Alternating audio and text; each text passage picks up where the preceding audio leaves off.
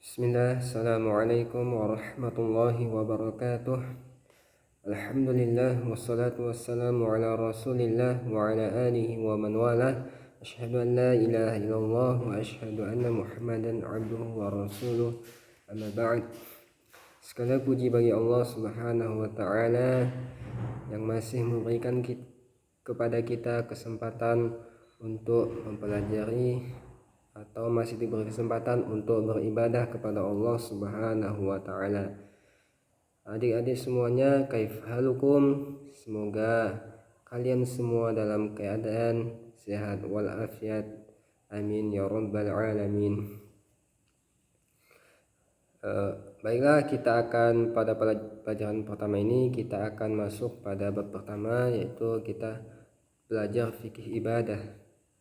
Sangat penting untuk kita mempelajari fikih ibadah, terutama masalah wudhu.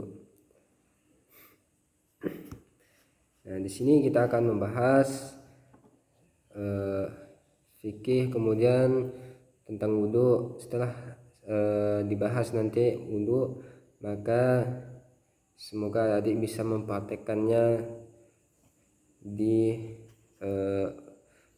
tempatnya masing-masing untuk melaksanakan ibadah atau sholat. Langsung saja kita mulai. Adapun pertemuan ini pertemuan pertama ya. Mungkin bukunya adik-adik belum punya atau belum dicetak.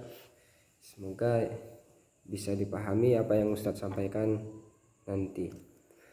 Langsung saja kedudukan wudhu dalam sholat. Nah, wudhu merupakan suatu hal yang tiada asing bagi setiap muslim. Bahkan setiap hari kita wudhu 5 kali, yaitu pas kita ingin melaksanakan sholat 5 waktu. Sejak kecil kita telah mengetahuinya, bahkan telah mengamalkannya. Akan tetapi, apakah wudhu kita yang telah kita lakukan selama bertahun-tahun atau bahkan telah puluhan tahun itu telah benar sesuai dengan tuntunan Rasulullah SAW atau tidak? Apa yang diajarkan Nabi atau tidak? Maka perlu kita perhatikan kembali. Kemudian, karena suatu hal yang telah menjadi konsekuensinya dari 2 kalimat syahadat bahwa ibadah harus ikhlas dan mengharapkan ridho Allah Subhanahu wa taala. Kemudian yang kedua, harus sesuai sunnah Nabi sallallahu alaihi wasallam. Ini perlu kita perhatikan wudhu kita nanti, apakah sudah benar atau tidak, apakah sudah sesuai dengan sunnah atau tidak. Demikian telah masyhur bagi kita bahwa wudhu merupakan syarat sah sholat. Nah, hati-hati adik-adik semuanya. Jikalau wudhu kita tidak sah, maka sholat kita juga tidak sah. Maka penting sekali kita untuk mempelajari bab ini, yaitu bab wudhu, yang mana kita semuanya pasti atau punya kewajiban untuk melaksanakan sholat 5 waktu. Nah, maka harus benar-benar diperhatikan wudhunya, yang mana jika syarat tidak terpenuhi maka tidak akan teranggap atau terlaksana apa yang kita inginkan dari syarat tersebut. Maka tidak sah sholatnya kalau kita wudhu kita sembarangan. Sebagaimana sabda Nabi yang mulia Muhammad sallallahu alaihi wasallam bersabda, la tuqbalu salatu man ahdatsa hatta yatawadda.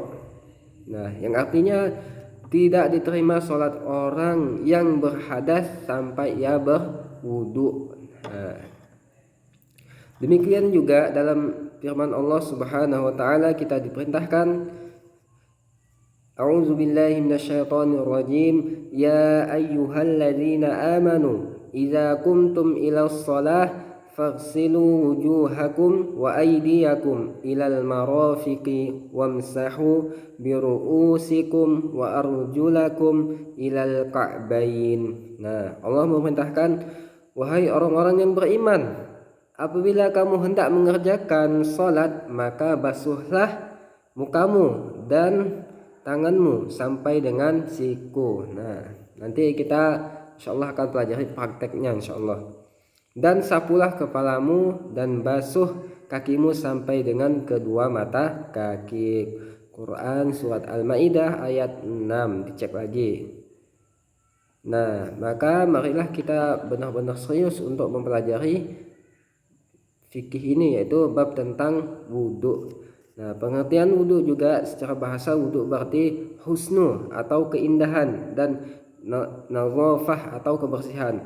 Wudhu untuk sholat dikatakan sebagai wudhu karena ia membersihkan anggota wudhu dan memperindahnya. Sekali lagi, wudhu untuk sholat dikatakan sebagai wudhu karena ia membersihkan anggota wudhu dan memperindahnya. Sedangkan pengertian menurut istilah dalam syariat, wudhu adalah peribadatan kepada Allah Azza wa Jalla dengan mencuci 4 anggota wudhu dengan tata cara tertentu. Nah, seperti itu. Lanjut, adapun keadaan yang dimana kita diwajibkan untuk berwudu, yaitu ketika kita ingin melaksanakan sholat, maka wajib kita untuk berwudu terlebih dahulu. Nah, kalau kita tidak berwudu maka tidak akan sah sholat kita. Kemudian juga amal-amalan yang disyaratkan wudu padanya adalah yang tadi, sholat, kemudian tawaf atau menyentuh mushaf atau ingin membaca Al-Quran. Kemudian bisa juga nanti berwudu sebelum tidur, ambil wudu. Nah, seperti itu. Adapun keutamaan wudu, ya, yang akan kita bahas keutamaan wudu.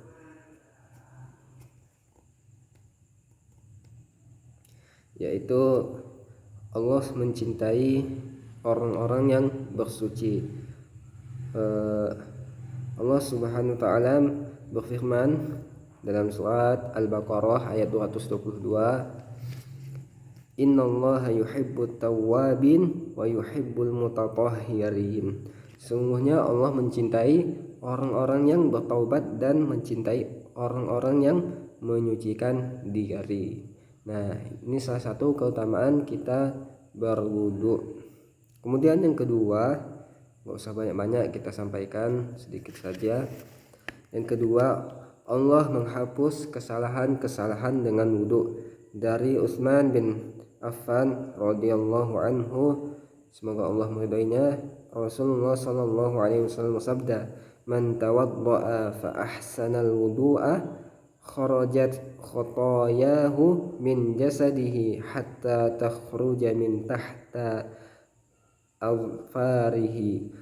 Yang artinya, barang siapa yang berwudu dan ia membaguskan wudunya, kesalahan-kesalahannya akan keluar dari jasadnya hingga keluar dari bawah kuku-kukunya. Nah, nanti mungkin untuk pertemuan sekarang cukup. Tadi keutamaannya Allah mencintai orang-orang yang bersuci. Sebagaimana dalam firman Allah Subhanahu wa taala, Innallaha yuhibbul tawwabin wa yuhibbul mutatahhirin. Dalam Quran surat Al-Baqarah ayat 222. Kemudian dalam sabda Rasulullah SAW, Man tawadda'a fa ahsanal wudu'a kharajat khotoyahu min jasadihi hatta takhruja min tahta azfarihi. Nah, banyak sekali keutamaan wudu. Dan ingat bahwasanya wudu adalah syarat sah sholat. Jadi, dan juga kalau wudu kita sembarangan, tidak sesuai, maka tidak diterima oleh Allah Subhanahu wa taala, maka sholatnya tidak sah. Nah, nanti insyaallah pada pertemuan kedua kita akan ngasih video lagi untuk praktek wudu yang benar. Buat intinya, buat sekarang ini saja dulu, mungkin cukup dari Ustadz ucapkan jazakumullahu khairan. Wassalamualaikum warahmatullahi wabarakatuh.